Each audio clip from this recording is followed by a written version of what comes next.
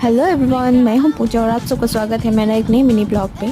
तो सुबह उठ के जल्दी जल्दी से मैंने सारा अपना काम ख़त्म कर लिया और उसके बाद मैंने और मेरी बहन मिलके किया थोड़ी सी ब्रेकफ़ास्ट। और ब्रेकफ़ास्ट खा के हम लोग निकल गए हॉस्पिटल के लिए। आज हम लोग हॉस्पिटल जा रहे हैं और बहन का भी एग्ज़ाम ख़त्म हो गया तो उसको भी लेके जा रही हूँ मैं।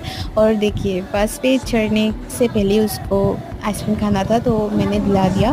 और उसके बाद अभी मैं पहुंच गई हूँ हॉस्पिटल। थोड़ा देर रहने के बाद अभी हम लोग फिर से वापस जा रहे हैं घर।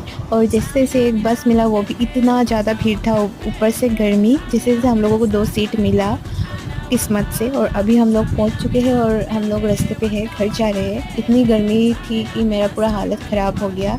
और अभी हम लोग पहुंचने ही वाले हैं घर। और घर आके देखा कि छत से व्यू बहुत अच्छा लग रहा था, शाम का व्यू था। और हम लोगों ने दिन से कुछ भी नहीं खाया था तो मैंने फटाफट खाना बनाया, लौकी आलू का सब्ज़ी और ड्राइड फिश चटनी, जो मुझे मेरे बहन को बहुत पसंद